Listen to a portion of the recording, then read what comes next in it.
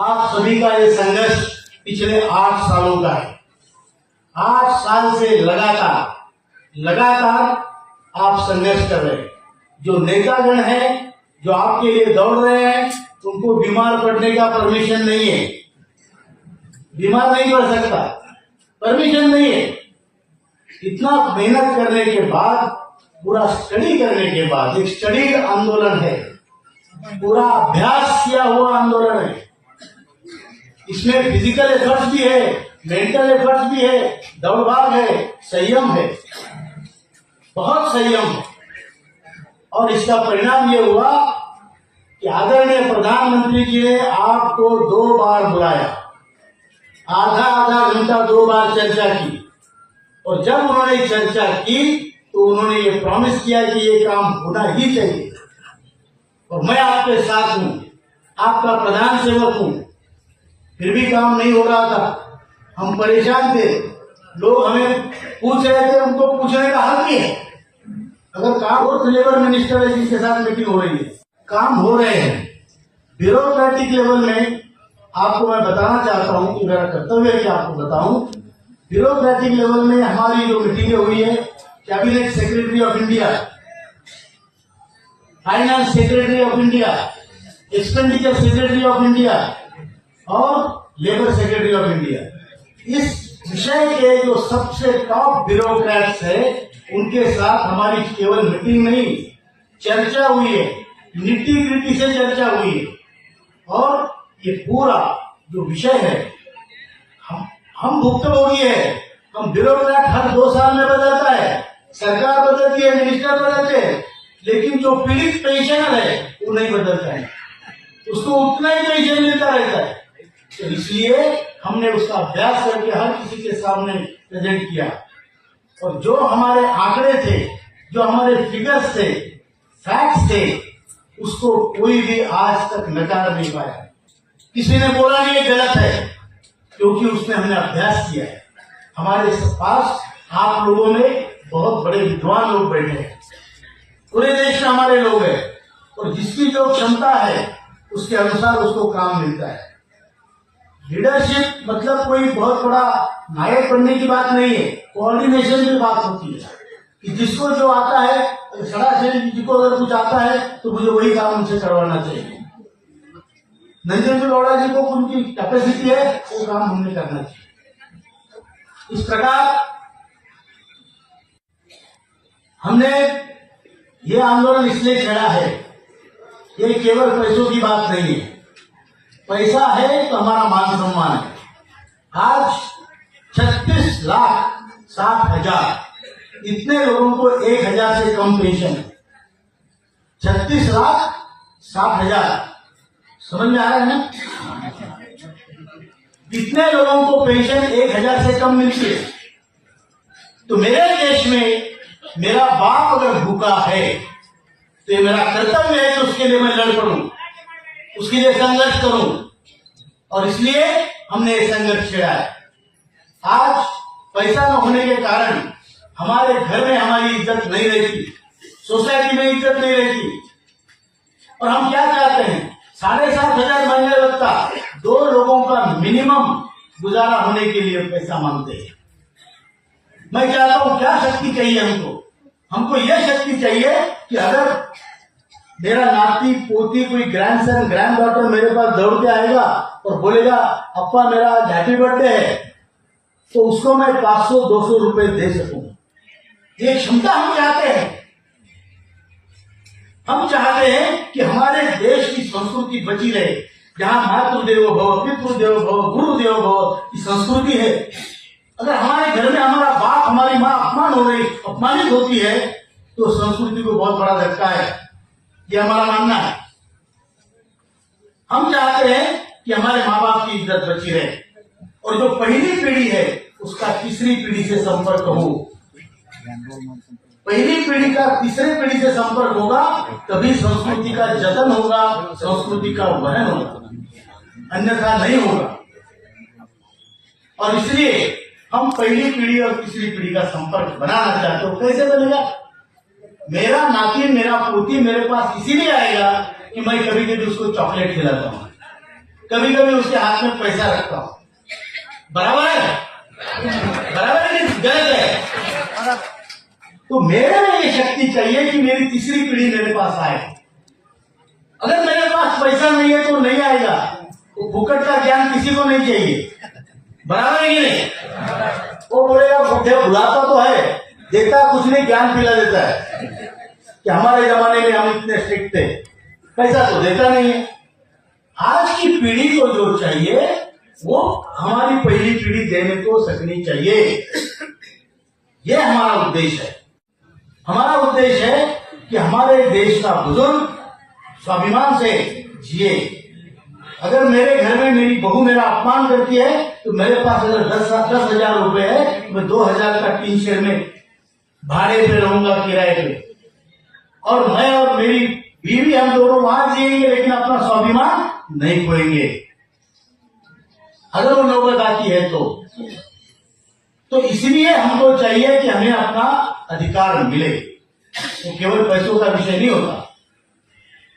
और ये बात हमने प्रधानमंत्री जी को भी कही है, ये बात हमने वित्त मंत्री जी को भी कही है, और ये बात हमने लेबर मिनिस्टर को भी कही है। और इसलिए हमारा संघर्ष सफल है, क्योंकि हम इसमें कोई स्वार्थी नहीं है।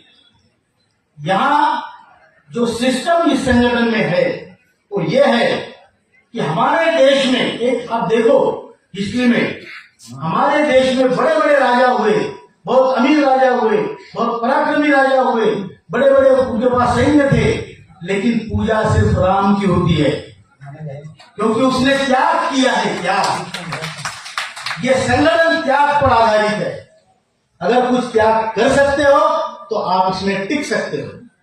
अगर इसमें से कुछ कमाने की कोशिश की तो आप यहां नहीं टिक सकते। गरीब लोगों के पैसे लेके अगर आप कुछ फ्रॉड कर रहे हो तो यहां आप टिक ही नहीं सकते। हमारे संगठन का जो पैसों का व्यवहार मैं बताता हूं कैसे चलता है। वासु साहब ने भाषण में बहुत अच्छा कहा इसके लिए, मैं कहता हूं आपको। हमारे संगठन में ये चलता है मंदिर जैसा। जो मंदिर की सिस्टम है वो सिस्टम इस संगठन में है। आप कहीं गए होंगे साईं बाबा, शिरडी, कहीं भी मंदिर, जहां मंदिर है वहां आपको कोई कितना पैसा पेटी में डाल रहा है कोई चेक नहीं करता। भगवान चेक करता है क्या? कितना पैसा डाला? नहीं, वो चेक नहीं करता। आपने पैसा नहीं भी डाला तो भी चलेगा, दर्शन नहीं भी दिया तो भी चलेगा, लेकिन खाना पेट भर के खा के जाना है। यही सिस्टम अपने संगठन का है। साल के हम लेते हैं 120 रुपया, वो भी वॉलेंटियरली, दिल किया मन से लगा कि देना है तो दो। देने वाला वो है ऊपर का, हम लोग क्या दे सकते हैं, लेकिन देना है तो उतना देना, भी आपकी पेंशन बढ़ेगी। जो पैसा नहीं देगा उसकी पेंशन भी बढ़ेगी। तो पैसा देना कंपलसरी नहीं है। चाहे आपको लगता है सोशल वर्क में हम काम करें तो आप आर्थिक सहायता दे सकते हैं। मैं आपको बता दूं, ये पूरा संघर्ष दुनिया का एक सबसे बड़ा संघर्ष बन चुका है। आप, मुझे सुप्रीम कोर्ट के वकील मिले थे, मुकेश झिंगियानी जी, 86 ईयर ओल्ड मैन। उन्होंने कहा, मुझे मिलने आए हो दिल्ली में। हम तो छोटे से कहीं रहते थे किसी खुली में, तो हम हमारे पास पैसे नहीं, हम ज्यादा ऊंचे इसमें नहीं रहते। तो हम लोग इंडिया गेट पे बुला के मुझे मिलने आए, और उन्होंने क्या, कमांडर साहब, क्या आप जानते हैं आपका संगठन ज्येष्ठ नागरिकों का दुनिया का सबसे बड़ा संगठन है, और ये सब आपने किया है, आपकी मेहनत। और आज इस संगठन की दखल पूरी सिस्टम ले रही है। निर्गुण साहब ने आपको बताया, तो हमने उनको कहा मैं अपना भाषण थोड़ा छोटा करता हूं ताकि इनको ट्रांसलेशन भी करना पड़ता है, और मेरी हिंदी शायद आपके तक, कितने लोगों को हिंदी समझ में आ रही है और कितने लोगों को नहीं समझ में आ रही है? हाँ, तो मैं थोड़ी देर में खत्म करता हूं, उसके बाद फिर सर बोलेंगे। तो अभी ये संघर्ष है, ये अंतिम क्षण में है। आने वाले 2 महीने में आपकी पेंशन बढ़ेगी, लेकिन हमने संघर्ष रोका नहीं है। हमने अपनी तलवार म्यान से अंदर नहीं डाली, हाथ रखा है उसके हैंडल पर। अगर काम होता है तो उसको म्यान कर देंगे, हाथ जोड़ देंगे, और काम नहीं होता तो तलवार को फिर खींच लेंगे। मंजूर है? तो हमारा संघर्ष तब तक नहीं रुकेगा जब तक हमारे खाते में, अकाउंट में पैसा नहीं आता। ये हमारा संकल्प है।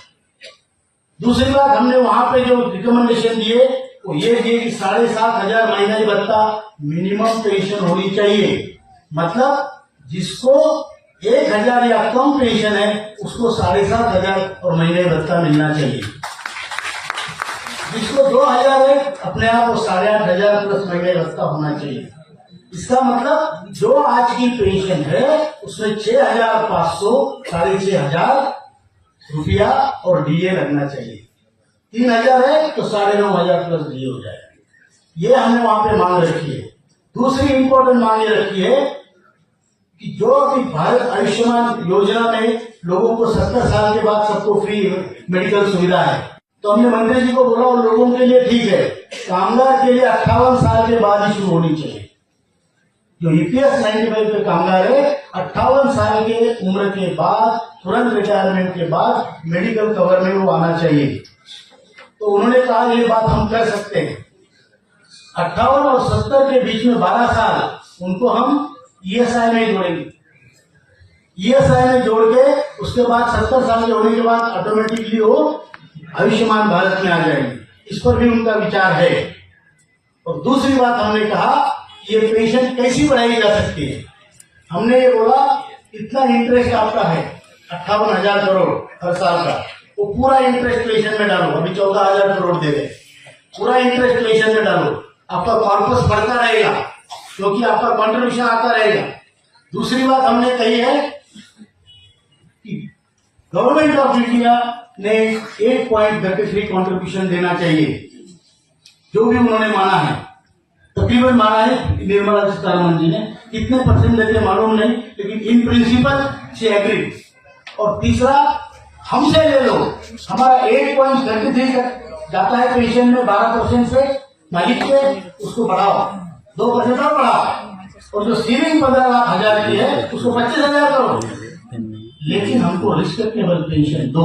हम तीनों कॉन्ट्रीब्यूट करेंगे, हम भी, आप भी और फाइनेंस मिनिस्टर। इस पर तकरीबन उन्होंने बात इन प्रिंसिपल मानी है। होता क्या है देखेंगे। ये है। फिर हमने दूसरी बात कही minimum pension and higher pension दोनों एक साथ डिक्लेयर करके लोगों को चॉइस दो। जो टिक मार्क ए होगा मिनिमम पेंशन लेगा, टिक मार्क बी है हायर पेंशन लगेगी। हायर पेंशन में आपको पैसा भरना पड़ता है। अब किसके पास इस उम्र में पैसा है? जिसके पास है वो भरे, लेकिन आपको पैसा भरने के बाद भी उस पेंशन पर डीए नहीं है, नरकुल सर ने बताया। और मिनिमम पेंशन में डीए है वो बढ़ती जाएगी। और अगर आपके 12 लाख रुपए भरने हैं, 14 लाख रुपए भरने हैं, तो उससे अच्छा है आप कहीं कोऑपरेटिव बैंक में डाल दो, ज्यादा पैसा मिलेगा सोसाइटी से और पैसा भी वापिस मिलेगा। यहाँ जो भरेंगे तो वापिस नहीं आएगा। वो बरमुडा ट्रायंगल है, ईपीएफओ बरमुडा ट्रायंगल है। सारी बातें हमने उनको कही है और इन प्रिंसिपल इस पर मंत्री जी ने विचार किया है और उन्होंने कहा है कि आपके मुद्दे बिल्कुल सही है और हम इसमें विचार करेंगे। हमको बजट सपोर्ट चाहिए होगा, इसलिए हम वित्त मंत्री से भी मैं बात कर रहा हूँ। हम उस प्रोसेस में है और आदरणीय मोदी जी का इस सब चीजों में आशीर्वाद प्राप्त है।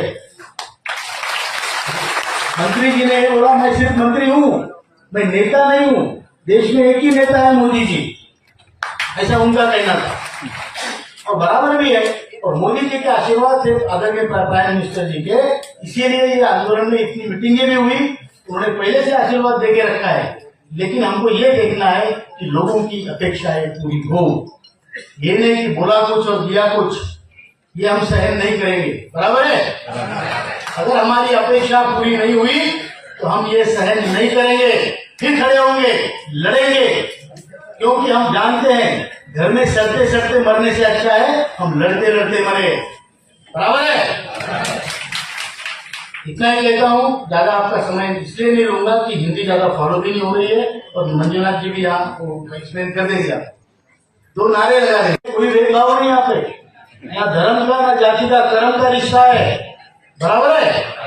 कामगार है तो कर्म का रिश्ता है। हम सब